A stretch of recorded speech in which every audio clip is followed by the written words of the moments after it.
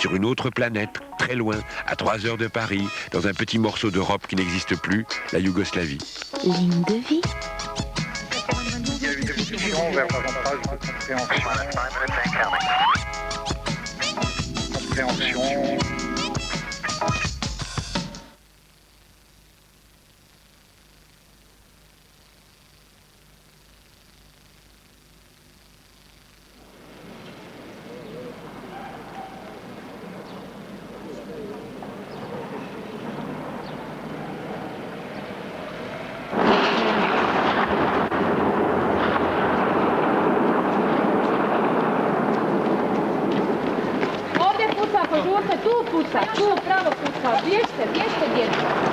Hier encore, à 3 heures d'avion de Paris, Sarajevo vivait un enfer quotidien. Dans la ville livrée à la guerre civile, combattants serbes et bosniaques s'affrontent. Pris en otage, la population vit dans la terreur des snipers. Dissimulés dans les immeubles, ils abattent impunément les passants.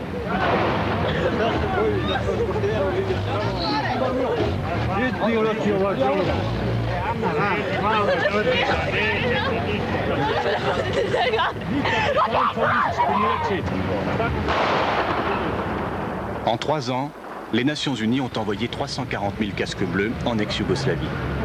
209 ont été tués. Dans le seul contingent français, 72 sont tombés. L'un d'eux a même été abattu devant une caméra de télévision. Qui s'en souvient?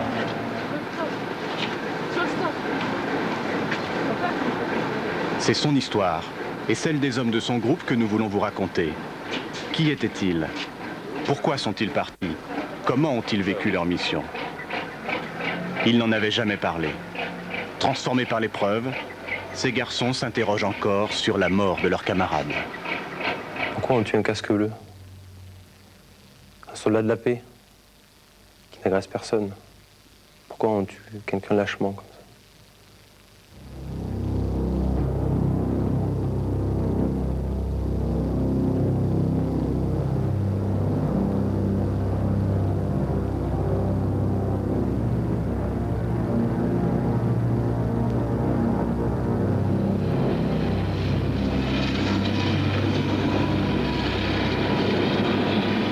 Sniper Alley, l'avenue la plus exposée et la plus meurtrière de Sarajevo. Des dizaines de personnes y sont abattues chaque mois.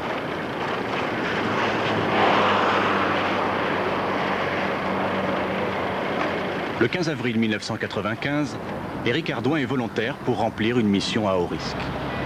Aux commandes de son engin, il doit placer des containers pour masquer la vue des snipers. Sur Sniper Avenue, la situation était quand même assez tendue, qui était assez nerveuse pour nous tous déjà, et quand même assez dangereuse. On savait très bien qu'il y avait une présence de snipers.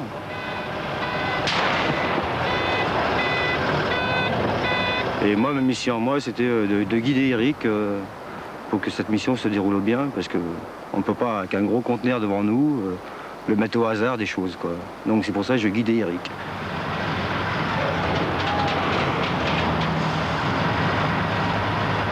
On a installé le dernier conteneur.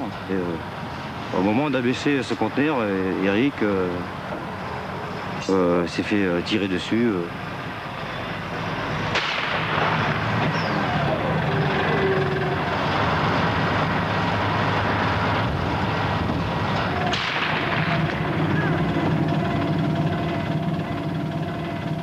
J'ai vu Eric tomber par terre. Donc moi aussitôt, j'étais sur lui pour voir s'il était encore conscient ou quoi. Je l'ai vu partir, donc j'ai appelé le secours immédiatement.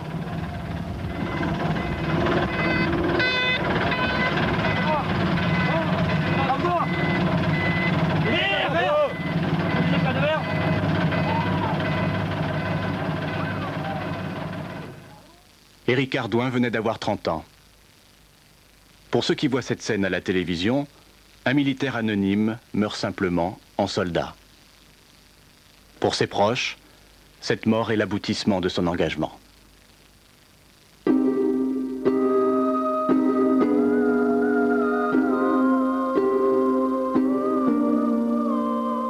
Cadet d'une famille de 5 enfants, Éric est né à Toulon en 1965. Il y grandit, très proche de son frère Thierry et de sa sœur Lydie. Éric était très joueur, farceur, espiègle. Il aimait beaucoup faire des farces. Je me souviens toujours de lui souriant. C'est pas un garçon qui était très triste, hein, au contraire, très gai. Donc il était, il était toujours avec son frère, donc je le vois toujours avec Thierry. Je me souviens toujours, ils étaient toujours inséparables tous les deux. Il songe d'abord à devenir cuisinier, comme son frère. Mais très vite, il devance l'appel et trouve dans l'armée l'esprit de groupe auquel il aspire. Il s'engage. Retrouver, je sais pas, 10 frères comme Thierry, je pense que ça l'enchantait énormément. L'armée, c'était pour moi sa deuxième famille. Ce qu'il recherchait, c'est d'être utile, mais aussi une certaine, enfin pas une certaine, sûrement une fraternité, une camaraderie. C'était quelqu'un qui n'était pas dans l'armée pour avoir une arme, pour tirer, pour tuer. C'était quelqu'un qui avait une arme pour défendre soit un pays ou soit une idée ou une mission, hein, tout simplement. Éric a trouvé sa place. Il se marie avec Bernadette et fonde une famille. Puis les missions s'enchaînent. En Afrique, au Liban, dans le Golfe. Face aux difficultés, Éric révèle un tempérament fondamentalement secret. Éric, oui, il faisait tout pour protéger sa famille et pour me protéger aussi. C'était quelqu'un qui voulait pas qu'on se fasse du souci pour lui. Et s'il voyait qu'il y avait un problème particulier, il n'en parlait jamais. Même quand ça devait être assez dangereux pour lui, il n'en parlait même pas après. Mais je ne sais pas si le danger, on pensait au danger à ce moment-là, je ne sais pas. Je pense seulement au Golfe parce que c'est là où on a eu vraiment peur. Et Sarajevo, c'était une mission comme une autre, sauf qu'en plus, il fallait sauver des gens qui étaient à l'affût de bombes, de tirs, enfin des enfants. Donc je sais qu'il apportait de l'aide, du bien et de l'amour à ces gens-là. Donc j'étais fière de lui. Et je crois que la famille était fière de lui. Ça, c'est sûr.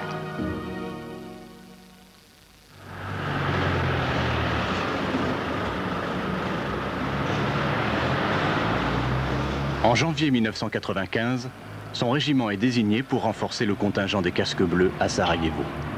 Éric se porte volontaire. Autour de lui, l'ancien, un petit groupe va se constituer. Pour la plupart des soldats, appelés et engagés, c'est la première mission à l'étranger. Bon, au départ, j'ai choisi de partir à Sarajevo pour connaître, voir autre chose et rendre service aux gens. Je voulais vraiment tâter le terrain, voir sur le terrain ce qui se passait. Je voulais apporter mon aide à la population. J'étais très enthousiaste. Partir en opération en étant casque bleu, pour moi, c'était quelque chose de phénoménal. Pour pouvoir aider donc des populations civiles qui en avaient besoin.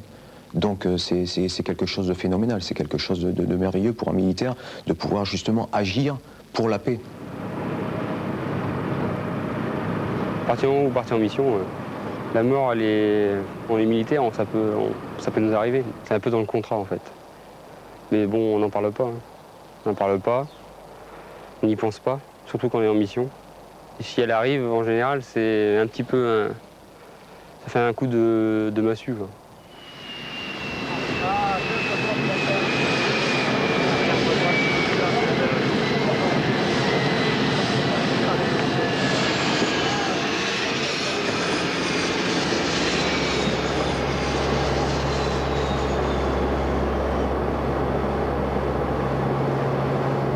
Dans l'avion, au fur et à mesure que le danger approche, ils comprennent qu'ils partagent désormais la même destinée. La première impression, déjà, c'est l'arrivée en avion sur Sarajevo. Les avions restaient à très haute altitude et descendaient au dernier moment en piquant sur Sarajevo. Là, on se sent un petit peu impuissant. Les avions n'étant pas blindés, on sait qu'il y a quand même déjà des risques.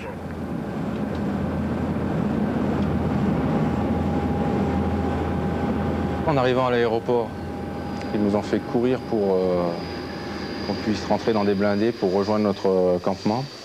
Déjà là, on a compris qu'il y avait un climat d'insécurité constant. Ensuite, malheureusement, on a vu les premiers blessés, les premiers soldats blessés arriver au groupe médical chez nous, puisque nous logions juste à côté. Et là, on a vraiment pris conscience que nous serions des cibles.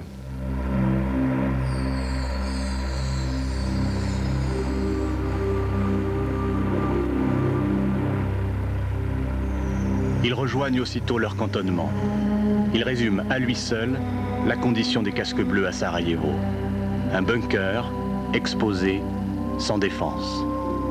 L'Ascanderia était dans la cuvette de Sarajevo même, et les lignes de contact étaient donc sur la colline qui surplombait justement l'Ascanderia.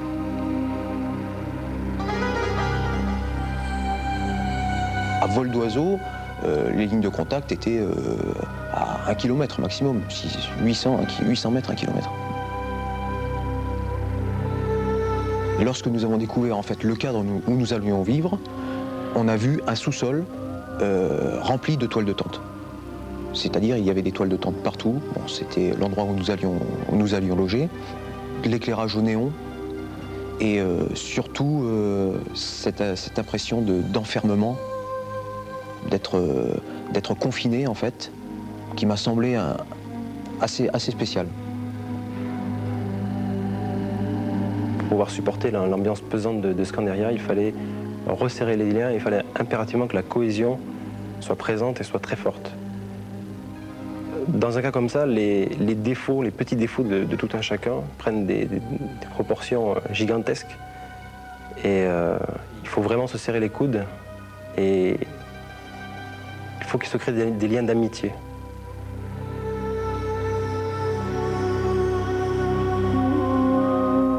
De ce côté-là, Eric, justement, c'est sa personnalité qui faisait que tout allait bien en général.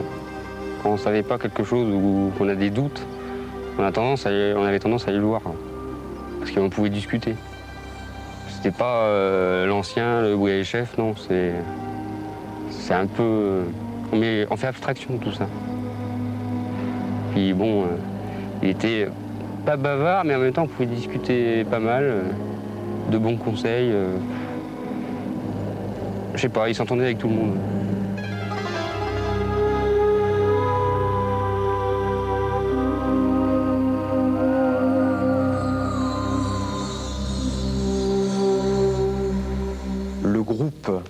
Le groupe proprement dit manutention, la cellule manutention, qui était donc dirigée par le chef Lesca, donc avait donc déjà une ambiance et une connivence intérieure déjà bien formée.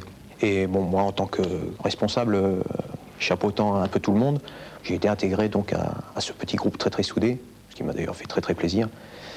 Et donc nous nous retrouvions le soir, après le travail, une fois que l'émission du lendemain était planifiée, pour plaisanter, peut-être évacuer un peu le stress de la journée. Juste au-dessus de la Scanderia, Eric et son groupe sont envoyés au devant de la population brisée par 3 ans de guerre. Sur la colline de Soukbounar, Rousmir, un jeune garçon de 15 ans, vit réfugié chez sa grand-mère. Il parle quelques mots de français. Grâce à lui, le contact s'établit. Rousmir devient l'interprète de la détresse des habitants. Quand les militaires français sont arrivés à la Scanderia, qui est d'ailleurs placée à 200-300 mètres en dessous de ma maison, 200-300 mètres à cette période, il fallait le faire. Il fallait vraiment être bien courageux pour aller le faire parce que 300 mètres, c'est beaucoup. Dans une situation comme ça où on peut se faire bombarder, les obus, même avant, les obus tombaient très souvent dans le chemin où je partais tout le jour, quoi. Déjà, on n'a eu rien à manger. Et puis, il y avait des enfants du quartier qui viennent me dire on est allé voir des Français, ils nous ont fourni des chocolats, des, je sais pas, des petites choses, des rations, des bonbons. Donc, ils ont mangé. J'ai vu qu'on mange là-bas, que c'est là-bas qu'on puisse manger.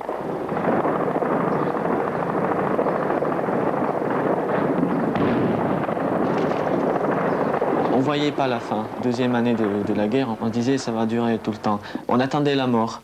On se disait peut-être c'est mieux qu'un jour je me trouve, je sais pas, dans un endroit où un obus va tomber et me tuer. Parce qu'on en a eu marre. Enfin, on s'ennuyait. La jeunesse était foutue. On n'avait rien. On n'avait pas ni l'électricité, ni l'eau, ni gaz. On a eu un style de vie très arriéré. On disait on est arriéré de 100 ans.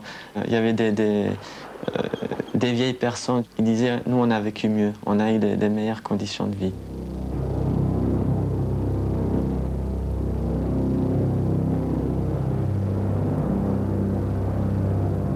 Dans les tout débuts du séjour, on nous a confié une mission à Éric Ardouin et moi. Éric était le conducteur, j'étais son chef de bord. En traversant Sniper Alley, il s'est tout de suite... il a changé d'attitude, il a changé de position, quoi. Il s'est un petit peu recroquevillé dans son gilet pare-balles, il a baissé la tête. Et c'est là, en le regardant, que moi, je me suis calqué sur lui et j'ai un petit peu pris conscience des dangers du terrain, quoi.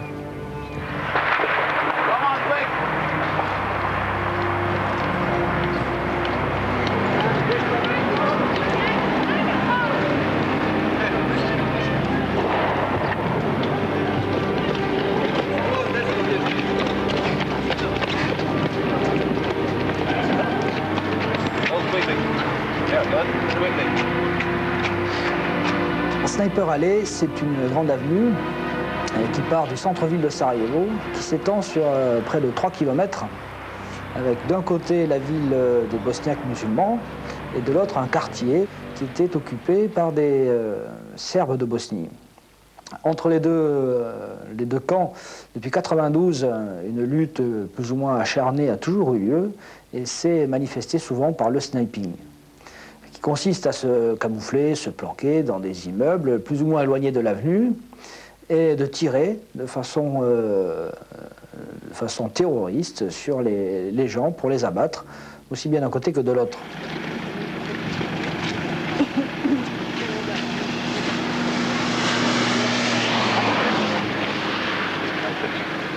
Régulièrement, donc, il y avait des gens qui se faisaient tuer ou blesser.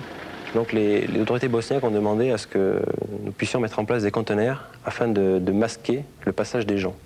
Cela donc permettait aux gens de passer d'un pâté de maison à l'autre sans se faire tirer dessus. Donc ça leur permettait de redonner vie entre deux quartiers, de redonner la liaison entre donc, deux bâtiments et donc deux quartiers. Ces missions de protection, Éric les connaît déjà. Il en avait mesuré les risques lors d'un premier mandat en 1993. Mais il n'en a jamais parlé à ses proches. Il nous reste aujourd'hui ses lettres. Avec des mots simples, il s'évertue à donner de lui l'image d'un spectateur qui serait protégé du danger. Tout va bien. Je sors souvent blindé contre les tirs des snipers. En ville, les gens courent dans les carrefours. Autrement, la vie est normale. Il faut juste être vigilant. À l'époque, Éric avait déjà mis sa vie en danger pour venir en aide aux habitants d'un quartier. Le 2 octobre 1993, nous avions reçu comme mission de mettre en place des conteneurs de protection. Pendant ces 3 heures, nous avons essuyé une vingtaine de tirs. Ce jour-là, Éric s'en sort indemne. Grâce à lui, la vie reprend dans le quartier. Il est décoré, mais n'en dit rien à sa famille.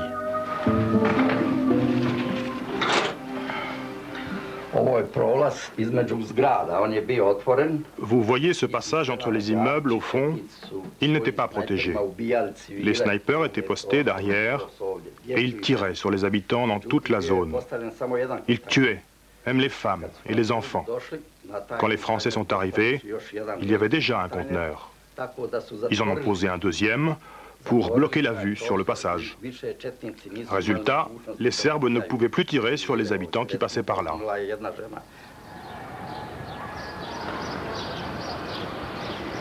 Ces containers ouvrent à nouveau le chemin de l'école aux enfants. À quelques blocs de là, Eric les rejoint chaque semaine dans leur classe et leur apporte crayons, cahiers et vêtements venus de France. Ce quartier et ses enfants deviennent les siens. Pour Eric, l'aspect humanitaire, c'était le contact. Il adorait le contact avec les enfants. Il était toujours entouré d'enfants et les enfants le sentaient bien qu'il avait le contact facile. Il était tout le temps en train de sourire. Enfin, c'est une image que je garde de lui.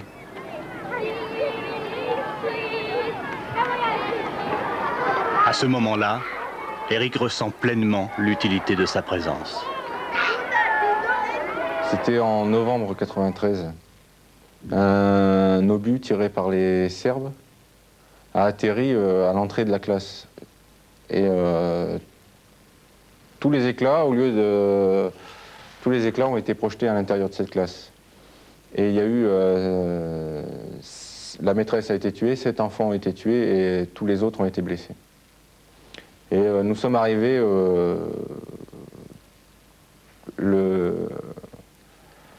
cet événement venait d'avoir lieu, quoi. Donc nous avons participé à l'évacuation des enfants vers les hôpitaux. Et il n'y a rien de pire qu'un enfant meurtri comme ça dans sa chair. Voilà. Benjamin, Amela et Damir étaient dans la classe. Ils ont survécu à ce massacre. Je me rappelle par où on entrait dans la classe. Il y avait 2 plaques pour nous protéger. Et c'est par cet espace qu'il y avait entre les deux que les éclats d'obus sont passés. Un immense éclair. Pendant quelques instants, je n'ai plus rien vu. J'ai senti une forte douleur à ma jambe droite. Et je me suis couché sous la table. Avec mon voisin, nous avons crié. Et comme tous les autres enfants, on hurlait. Ensuite, j'ai vu que mon autre voisin était resté assis et qu'il ne bougeait pas. Je l'ai tiré par le pantalon en lui disant qu'il devait se coucher par terre. Mais il ne bougeait plus. Il était mort. Quand je regarde cette plaque, tout me revient en mémoire. Et qu'est-ce que ça te fait? Je pense à notre institutrice, Fatima Gumic, et aux copains. Quand j'ai relevé la tête, la première chose que j'ai vue, c'était la table de la maîtresse. Elle était assise sur sa chaise, et sa tête était penchée, comme ça. Je ne pouvais pas voir son visage, mais j'ai vu sur le tableau noir des taches de sang et des mèches de ses cheveux. Il y avait du sang partout, parce que beaucoup d'élèves étaient blessés. Ils étaient couchés et appelaient à l'aide, mais les secours n'arrivaient pas. Certains élèves n'avaient plus de membres. C'était une scène horrible.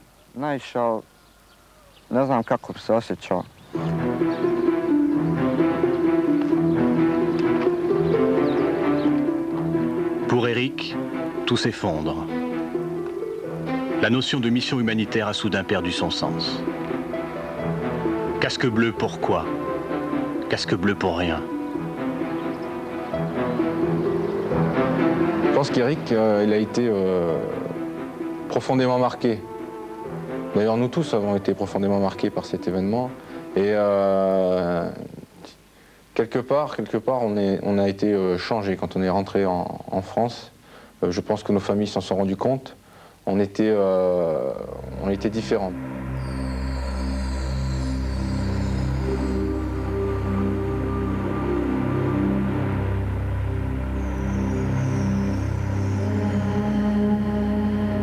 Quand il retrouve son village de Provence, Eric ne répond à aucune question de sa famille. Il voudrait oublier. Il garde pour lui les images de Sarajevo et se replie sur sa blessure. Ben, Eric ne voulait pas me parler de ce qui s'était passé à Sarajevo et je lui ai posé pas mal de questions, mais il me répondait, m'y répondait pas en fait. Il n'en parlait jamais. Il me disait bon, tu n'as pas besoin de savoir ce qui se passe là-bas et voilà. À mon avis, il était encore là-bas. Il avait énormément changé, il était resté plus enfermé, secret, il ne parlait pas.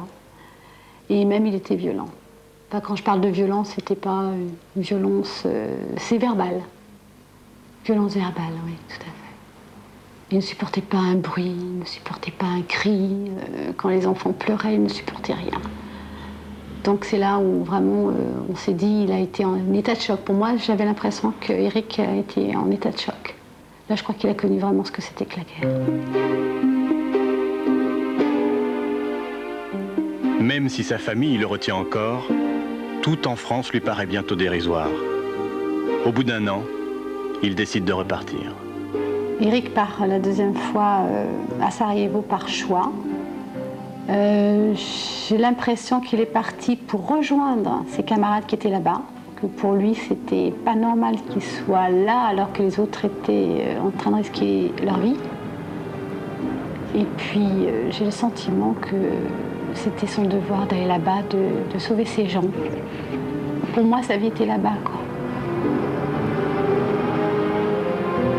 Lorsqu'il retrouve Sarajevo, un cessez-le-feu bancal règne en ville. Les snipers se font plus discrets. Eric transmet aussitôt à sa famille cette illusion d'amélioration. Les taxis fonctionnent, les tramways aussi. Il y a beaucoup de monde en ville. Les bars sont ouverts et l'électricité est revenue dans les maisons. Ça change de 93.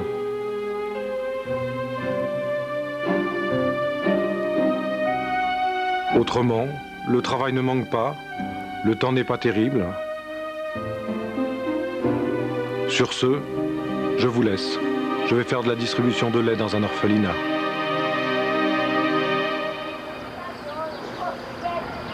L'accalmie qui s'installe encourage le groupe à visiter les quartiers les plus isolés. En ponctionnant sur leurs propres rations, ils multiplient les distributions de nourriture et de vêtements. Mais désormais, Eric doute. Comment oublier le drame de l'école? Les contacts avec la population civile, très froid au départ, très très froid.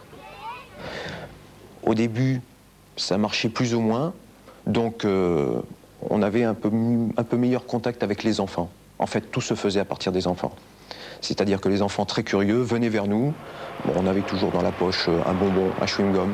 Et au fur et à mesure, donc bien sûr, les parents se sont approchés. Nous avons pu enfin prendre contact correctement donc, avec les parents.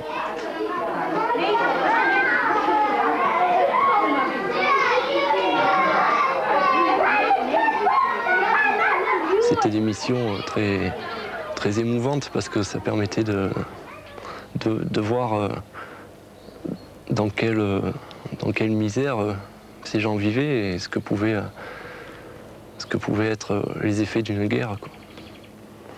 Là, on fait quelque chose. On n'existe pas à cause de ça, en fait. Si on ne l'avait pas fait, peut-être que personne ne l'aurait fait. Aider la population, c'était quelque chose de primordial. Pour leur montrer qu'on était là, qu'il y avait quelqu'un avec eux, on ne les oubliait pas.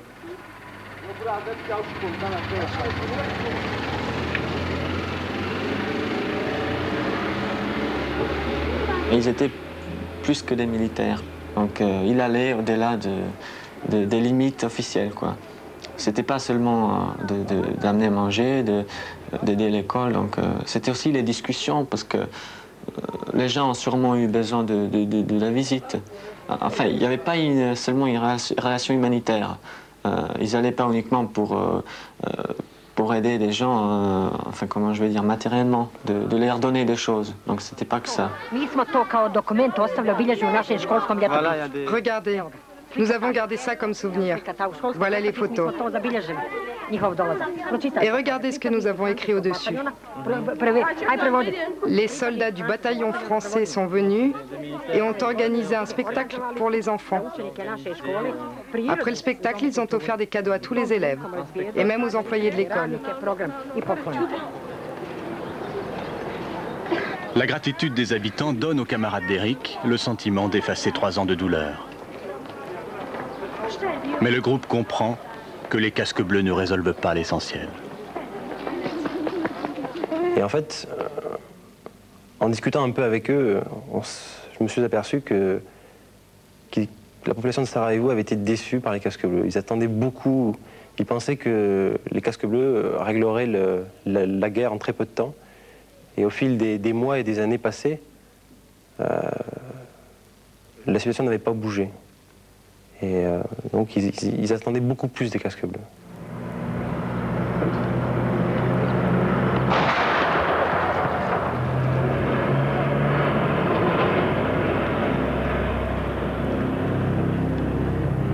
Chers parents, c'est la routine.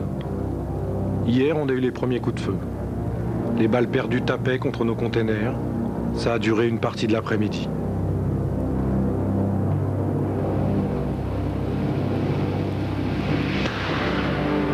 À mon avis, le cessez-le-feu ne durera pas jusqu'au début du mois de mai.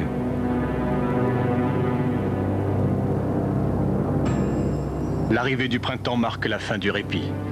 L'offensive reprend. Sarajevo replonge dans la terreur des snipers. Les casques bleus sont maintenant des obstacles qu'il convient d'éliminer. Ordre leur est donné de ne plus s'exposer. Seul, le bataillon français prend encore le risque d'assurer la protection de la population. Je vois le bâtiment, Margie. Je vois les coups. Je vois le feu là-bas. L'horreur recommence. Et ils ne peuvent pas l'empêcher.